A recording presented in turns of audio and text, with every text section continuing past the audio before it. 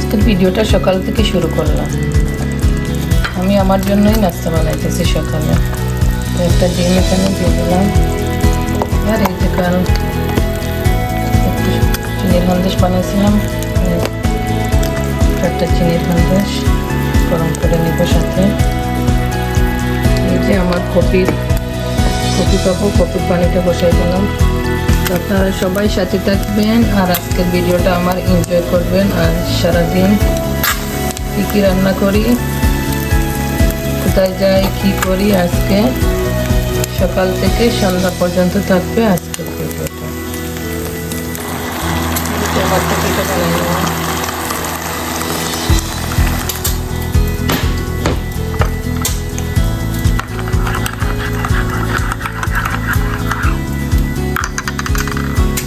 এই যে এদিকে আমার নাস্তাটা রেডি হয়ে গেছে।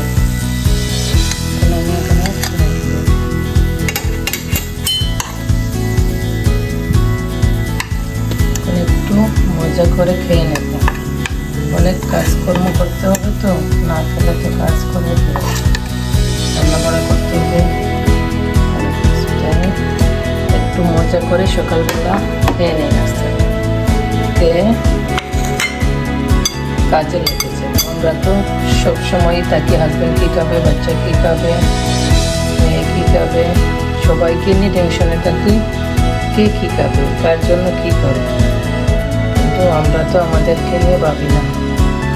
এই জন্য সবাই সবার জন্য ভাববে, সবাই সবার যত্ন নেবে। আমাদের যত্ন আমরাই নিতে চান। আজকে বাসায় এখন কেউ নাই, সবাই সবার স্কুল, কলেজ, কাজে।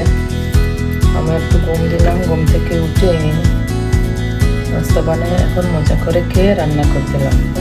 তো সবাই সাথে থাকবেন আর আমার আজকের ব্লগটা এনজয় করবেন। আমি কী কী রান্না করি, কী করি, কোথায় যাই, সকাল থেকে সন্ধ্যা পর্যন্ত এই নিয়েই থাকবে আজকের ভিডিও।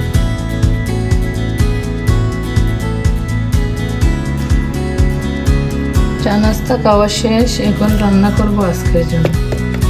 এখানে গোয়াল মাছ নিয়ে আসছে, আর নিচে আছে মৃগা মাছ। এখানে আমার গার্ডেনের না, আমার ননদের ননদে দিয়েছেন গার্ডেন থেকে নালি শাক রান্না করবো। এই যে গার্ডেনের বরবটি, সিম, পাউরি যাই বলেন না কেন, এগুলো রান্না করবো চিংড়ি মাছ। এই যে এখানে সিম আছে আমার গার্ডেনের, সিমগুলো রান্না করবো মাছ দিয়ে। আর এই যে একটা বেগুন আছে, এই যে লাউয়ের মাথা আছে একটু রাখছি। আর গার্ডেন থেকে বিসি বড় বড় সিম পেড়ে আনবো, এরকম বিসিওয়ালা সিম দিয়ে লাবড়া রান্না করব। আমরা চিলেটিরা বলি পুরি কদু। তো আজকে লাবড়া রান্না করব, সিমলি মাছ দিয়ে রান্না করব, বরবটি দিয়ে চিংড়ি মাছ রান্না করব, নালি শাক রান্না করব কাঁঠাল বিচি দিয়ে, আর গোয়াল মাছ ভুনা করব, আর মাছ দিয়ে শিম রান্না করব। তো সবাই সাথে থাকেন আর আমার আজকের ব্লগটা এনজয় করেন। আমার রান্না বান্না কীরকম, আপনারা সবাই আমার সাথে থাকবেন আর আমার রান্নাগুলো এনজয় করবেন।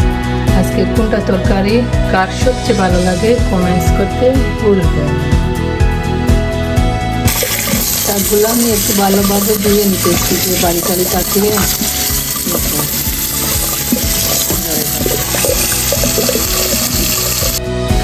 শাকগুলো আমি ভালোভাবে ধুয়ে নিয়ে আসছি।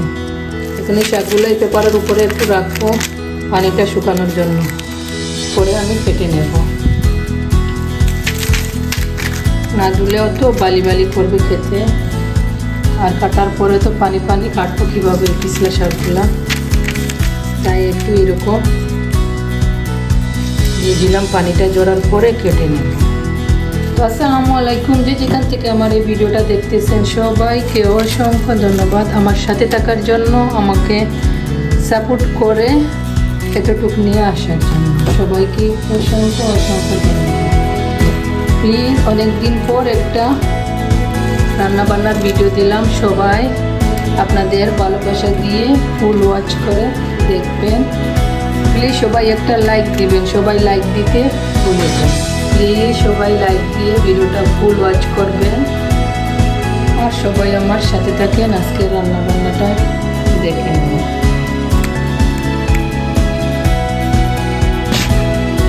মাছগুলোও এখন পানি দিয়ে ভিজিয়ে রেখে দিই। মাছগুলো ভিজিয়ে রেখে এখন আমার ভেজিটেবলগুলো কাটাকুটি করবো, পেঁয়াজ রসুন এগুলো, আর এইদিকে মাছগুলো কেটে যাবে।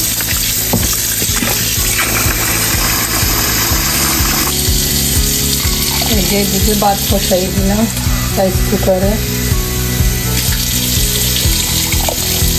ভাত হতে থাকবে আর আমি আমার কাজগুলো করে নেব।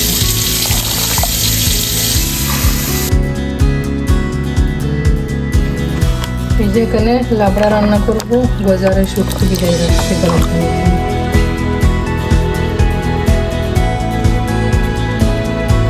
দেখেন কি সুন্দর সুন্দর কাঁঠালের বিচি।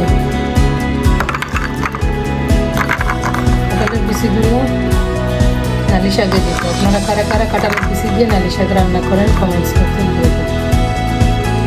যে সিমগুলো কেটে নিলাম ছোটো ছোটো করে। এই যে বরবটিগুলো কাটতেই তো গেলে আমার কত সময়, বিদেশে খাতে সব কিছু কাটাতে লাগে, সব কিছুই আপনার